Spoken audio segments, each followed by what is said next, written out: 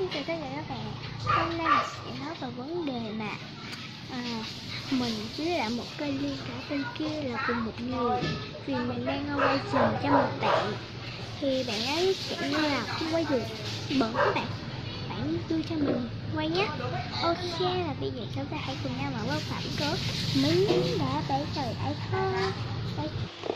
Hello các bạn, đây là mình đây. Thì mình đã quay giùm một bạn nha. Thế và bây giờ mình sẽ mở cái bức phẩm mà bạn ấy mua của mình nha. Ok, đây là một cái bức phẩm bạn ấy mua của mình. Mình sẽ mở ra, đây toàn là slime không. Mua của mình xong đã khi stop.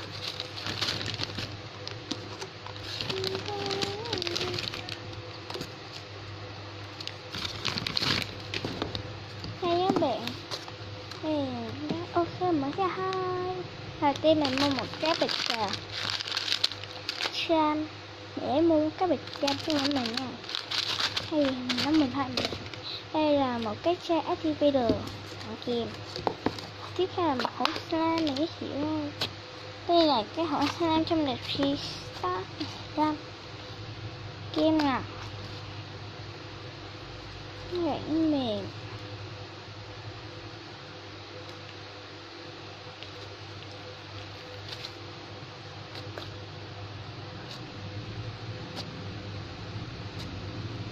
Bạn ấy là người nhanh tay nhất để hốt slime này. Và slime này thì mình chấm là chắc mình chấm là 8 còn mùi thì là mùi cái là mình chấm giùm bạn ấy nha, tại vì bạn ấy cái ghi tờ giấy rồi. Mùi thì là gì ta, thì mùi thì là 9, còn cái slime là 10. Tiếp theo là một loại slime này là slime đặc có đùa. Nó là một màu vàng các bạn, vàng nhạt siêu đặc luôn. Bạn ấy chấm là mùi 10 luôn, là tất cả là đều là 10. Bây giờ mình sẽ cho một activator hay parax đó là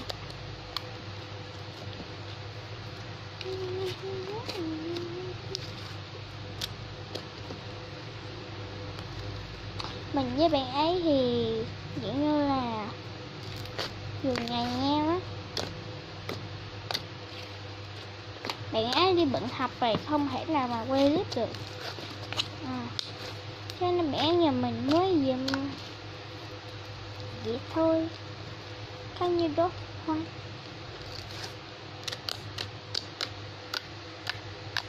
Nhưng mà tiếng cực kỳ Ricky luôn.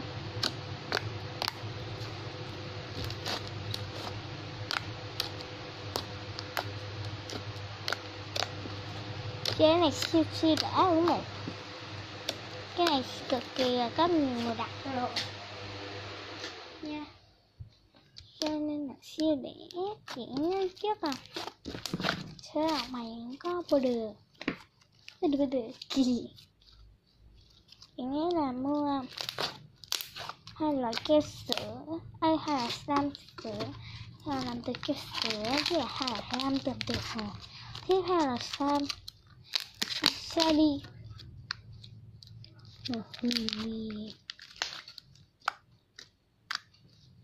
Thì mình đưa bạn ấy thử rồi. Cái slime mà nãy thì là bạn ấy chấm là 10 hay 10 hết rồi, hay mình quên. Cái da này thì bạn ấy không có nói cho nên mình không biết.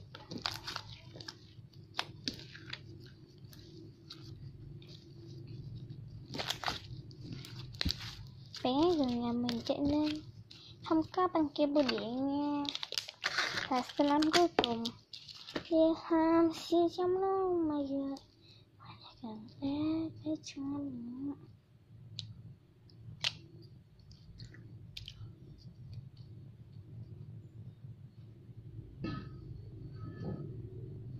cho cách điện.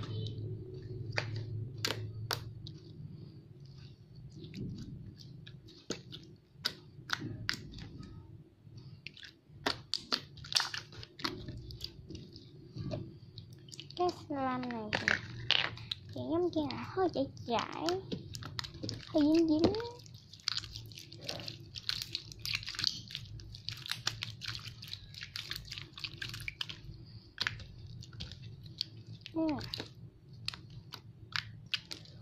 Ok, và video của mở bưu phẩm của mình đến cũng hết.